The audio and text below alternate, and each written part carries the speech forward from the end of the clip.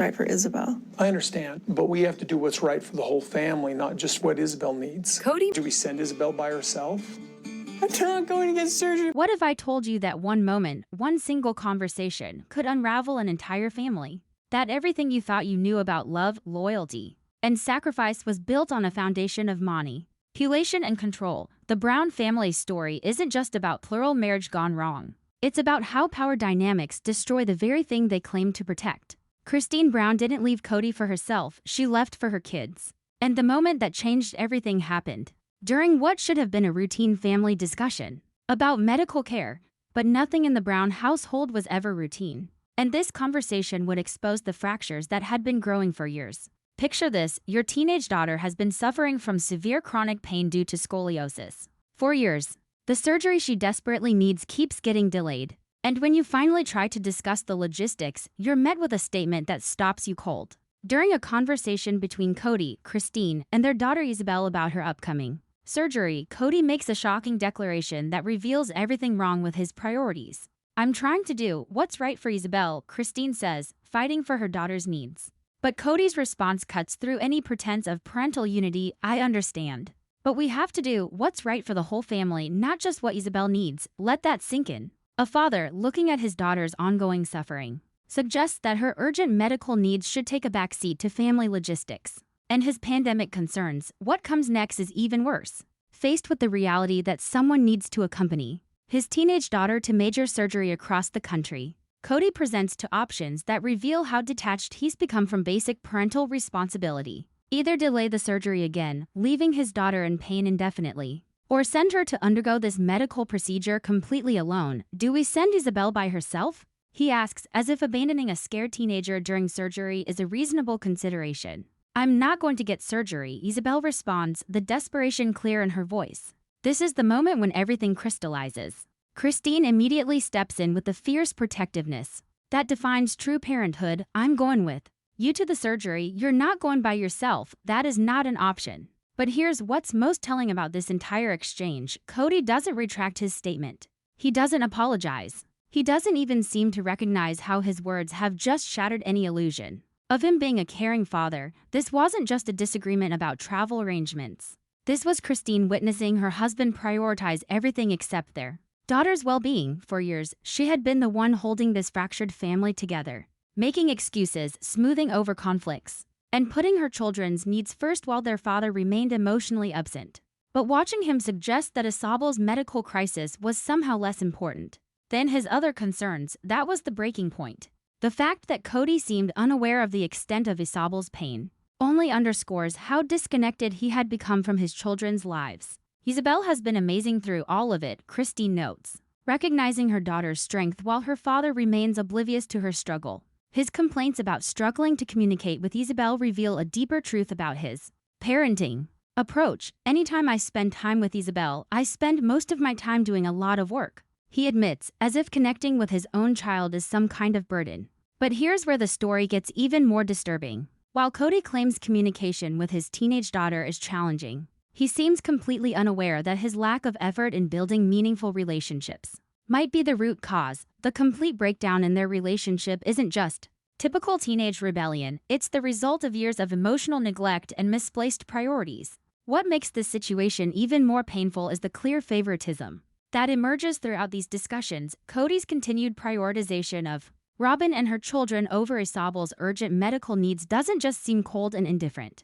It reveals a man who has fundamentally failed to understand what equal treatment means in a plural family. The repeated delays in scheduling the surgery, paired with suggestions that Isabelle should wait until she turns 18, strongly imply an attempt to avoid financial responsibility for his own daughter's health care. This moment crystallizes every fracture that had been growing in the Brown family for years. Any illusion of equal treatment or united parenting is completely shattered. The emotional damage is evident not just to viewers, but to every family member watching their father choose logistics over love, control over compassion. For many, this scene marks the beginning of the end of any respect they had left for Kody as a parent or partner. But let's talk about the real orchestrator behind much of this family's dysfunction. Robyn didn't lose the other wives through some tragic twist of fate. She systematically ensured they couldn't succeed in this plural marriage, and she did it so skillfully that many didn't recognize the manipulation until it was too late. Think about what Robyn constantly claims she wants. She talks endlessly about wanting plural marriage, about missing the sisterhood, about hoping the other wives will return. But if that were really true, if she genuinely wanted to share her husband and build a plural family, wouldn't she be encouraging Kody to date new women?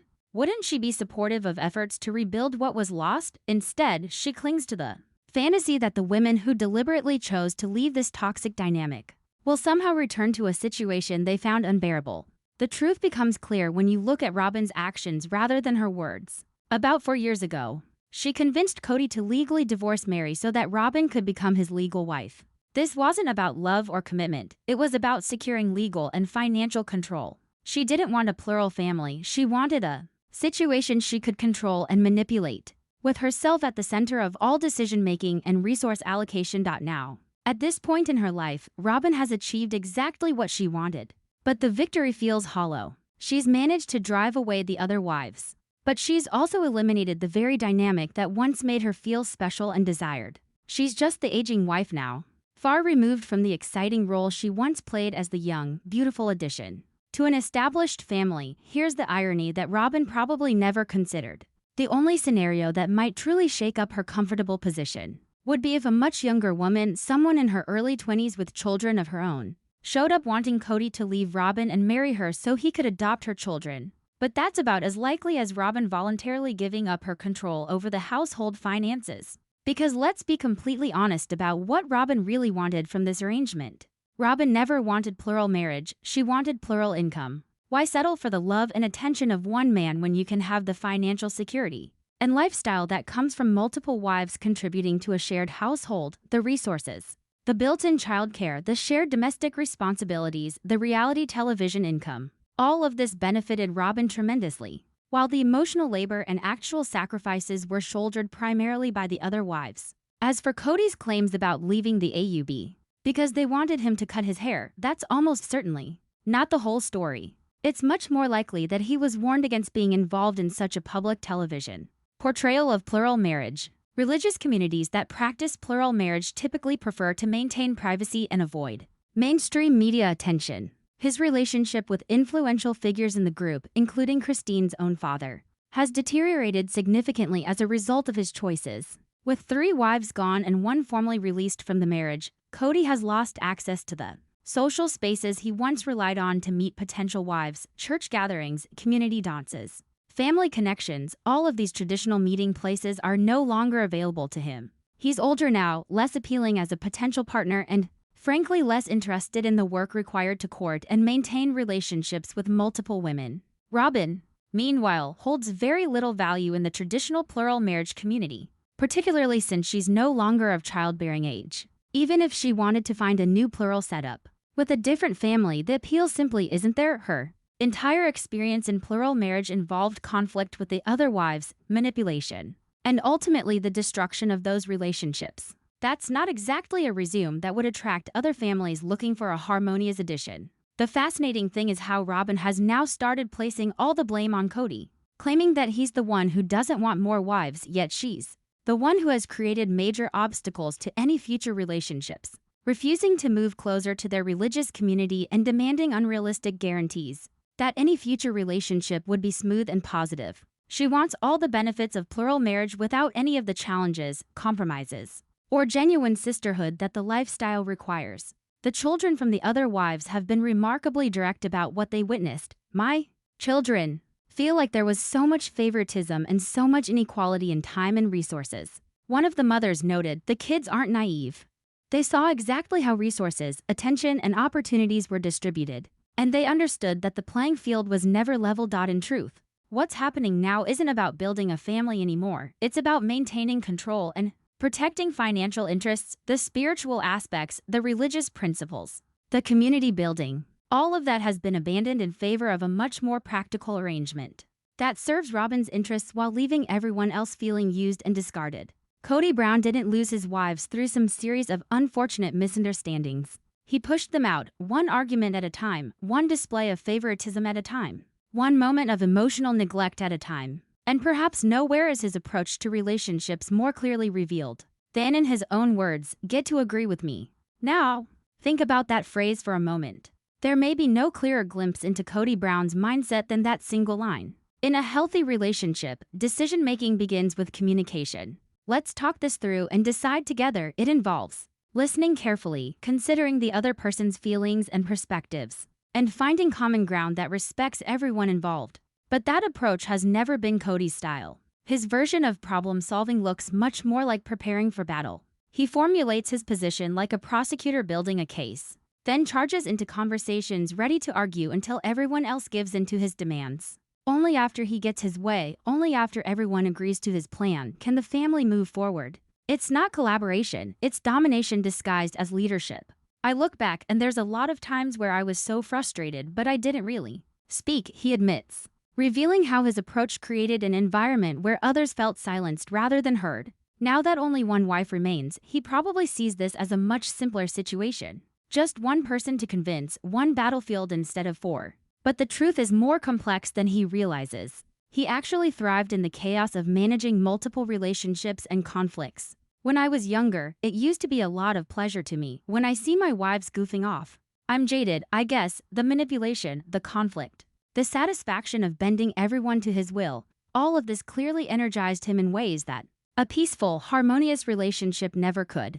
His decision-making process was never really about finding the best solution or building consensus. Once the others agreed to his plans, he would often circle back and second-guess himself, only to be reassured back into his original position. It was never about clarity or reaching the right decision together. It was about the process of control itself, the satisfaction of making others bend to his will. Now there's no one left for him to play against each other. He's stuck outnumbered in his own home, dealing with Robyn's children and her demands without the buffer of other wives to absorb some of the household pressure. And notably, there's no income flowing in from the other wives' contributions. He's managed to hang on to the wife who spends rather than earns, and even with hired help, her contributions to the family's financial stability seem minimal at best. Still, he clings to the idea of being the patriarch, the man of the family, preaching vague justifications for his choices that no longer hold any real weight. When confronted with the reality of his situation, the reaction from his remaining family members isn't fear or respect. It's often laughter. The authority he once commanded through manipulation and control has evaporated, leaving behind only the hollow shell of his former position. Whether this controlling behavior developed over time or was always part of his fundamental nature, the result has been the same: a relentless need to dominate every decision. Not to suggest or propose solutions, but to dictate what will happen. His vision must be implemented exactly as he envisions it, and any dissent is treated as betrayal rather than legitimate disagreement. Consider the infamous one-house plan that he spent a significant amount of money developing. He commissioned detailed mock-ups and architectural plans, convinced that this was the perfect solution and that everyone in the family was completely on board with the idea. But the truth was obvious to anyone paying attention: Christine wasn't supportive. Her resistance was clear from the beginning. Yet when she finally refused to go along with the plan, he acted completely stunned, as if her objections came out of nowhere. I don't want a Christine bashing fest, and I don't really need to process it. I think we spent too much time, he says, dismissing her concerns rather than addressing them. This inability or refusal to read the emotional room, to understand what the people around him are actually thinking and feeling, says everything about his approach to relationships. In the end, what he called leadership was actually control disguised as collaboration. When that illusion finally collapsed completely, so did the entire family structure he had tried so hard to maintain through force, rather than genuine connection. But here's what Kody never expected. Christine didn't just leave his family, she upgraded her entire life, and it's everything he feared would happen. Christine's new relationship with David Woolley represents everything that was missing from her marriage to Kody, and the contrast is striking. I have known Dave for years, Christine explains, and this foundation of genuine friendship and mutual respect shows in everything about their relationship. David actually has what Kody always claimed to want: a full, thriving family life. An ex-wife he maintains a respectful relationship with, children who genuinely love and respect him,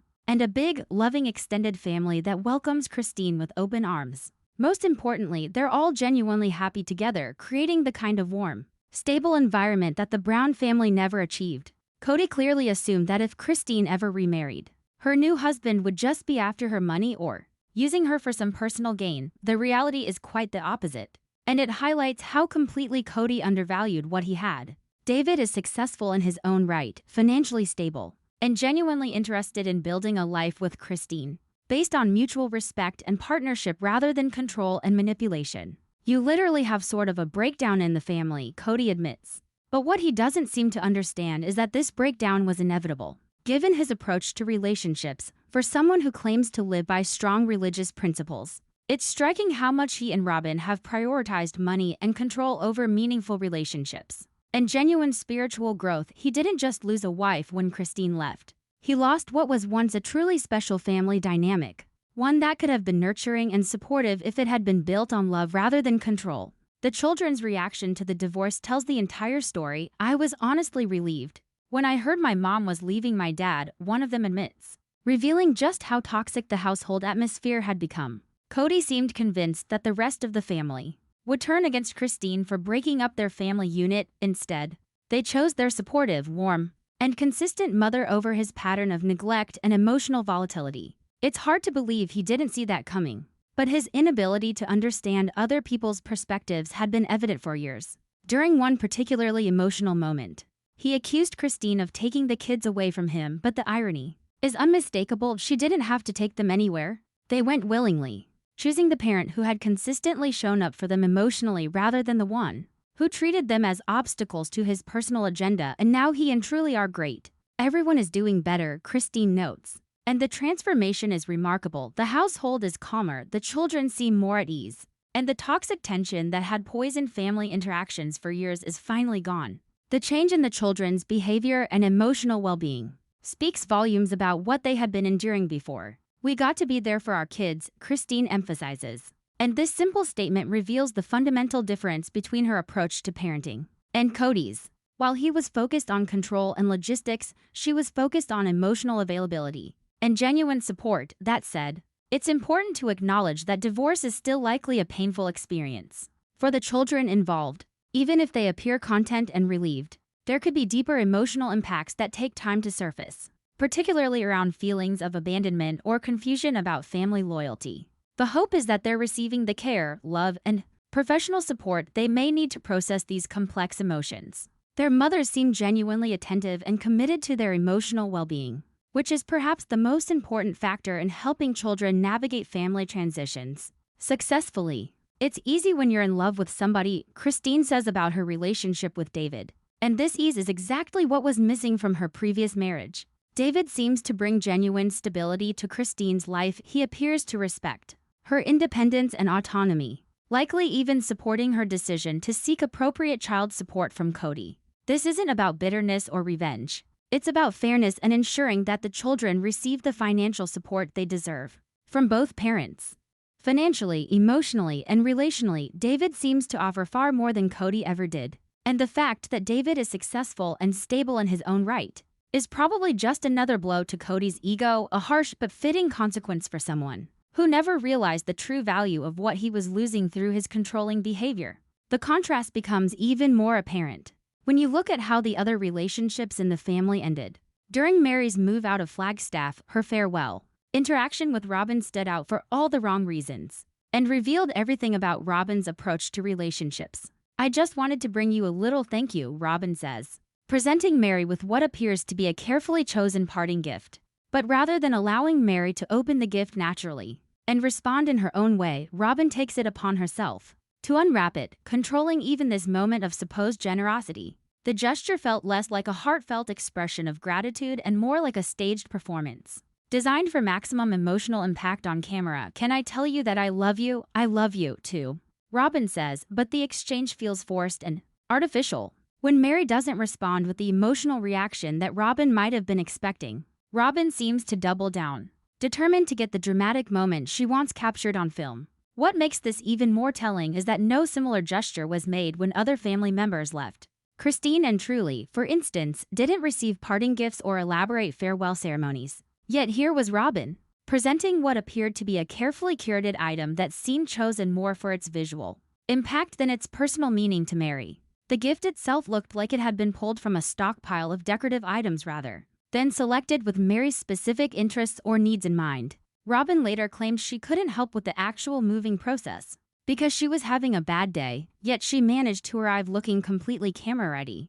Hairstyled, makeup perfectly applied, and dressed in a neatly coordinated floral outfit that suggested considerable preparation time. She didn't lift a finger to assist with the packing, loading, or any of the practical aspects of helping someone move their entire life. But she made absolutely sure to be present for what she clearly hoped would be a dramatic farewell moment. "May there always be an angel by your side," she says, presenting what appears to be a decorative journal that looked more like a gift shop impulse purchase than something with genuine personal significance. One can't help but think that Mary might have appreciated something more practical for her transition, like financial assistance with travel expenses or moving costs. Instead, she was handed an overpriced trinket wrapped in manufactured sentiment and forced emotional display. After this awkward gift-giving performance, Robyn retreated to her car for a tearful moment alone, providing what felt like an encore to the entire performance. The whole exchange seemed designed to make Robyn feel better about herself,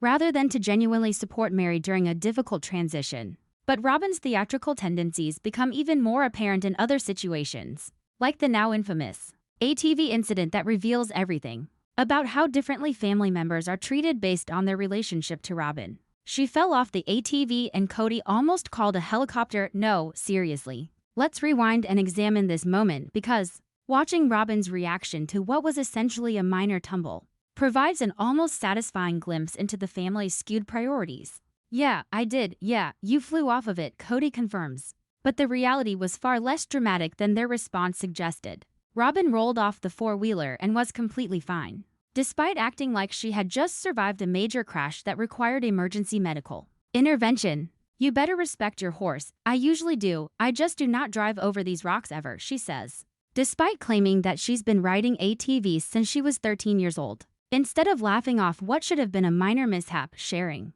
a hug, and turning it into a fun family memory, Robyn sat there acting like a wounded hero, milking every moment as if she had just escaped death.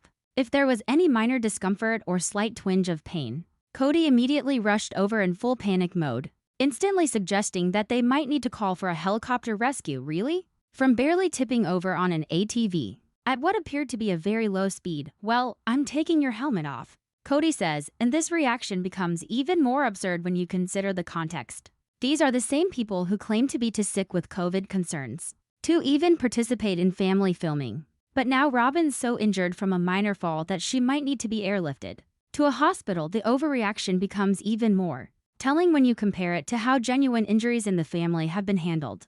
"We haven't been on four-wheelers since Dayton had his accident," someone mentions, referring to a child in the family who was genuinely injured in an ATV accident. Yet that real injury involving an actual child didn't warrant this level of drama, panic, or talk of emergency helicopter rescues. Even worse, Kody's first instinct was to run over and yank Robyn's helmet off immediately after the fall. Anyone with basic first aid knowledge knows that after a potential head or neck injury, the last thing you should do is remove protective headgear without proper medical assessment. But then again, this is the same family that once suggested a chiropractor visit after someone fell off a horse. So medical priorities have never been their strong suit. "I think your neck's okay," Kody concludes after his amateur medical assessment. But honestly, the entire fall looked suspicious when viewed carefully. Slowed down, the incident doesn't even appear to show Robyn actually falling. She seemed to be conveniently positioned and posing by the time Kody arrived with the camera. And the camera angle was notably distant, almost like the whole thing might have been staged for dramatic effect. "I was trying to avoid you," she explains. But the contrast in how different family members' injuries and concerns are treated is absolutely staggering. One person takes a small spill during what appears to be a recreational activity, and there's immediate talk of air rescue and emergency medical intervention. Another family member falls from a horse, and the suggested treatment is a visit to a chiropractor.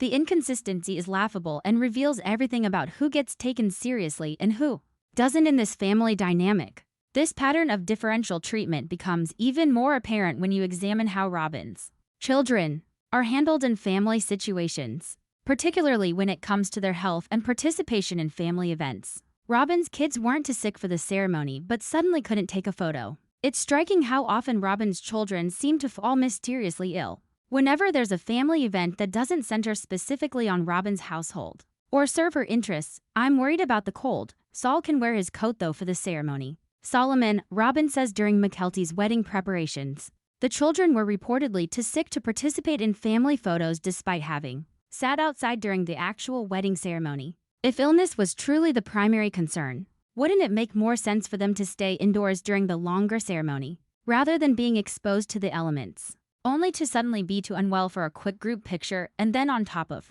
that, a bunch of us are getting sick, Robyn adds. But this pattern of convenient illness isn't isolated to just one event. When Madison introduced baby Axel to the family, the same excuse emerged. Robyn's kids were suddenly too sick to participate. When there are family gatherings that don't revolve around Robyn's preferences, her children consistently become unavailable due to mysterious health issues. This seems to happen repeatedly and exclusively with Robyn's household. The other wives rarely claimed illness as a reason to miss important family events or milestones. But with Robyn, it became a consistent and predictable excuse for non-participation.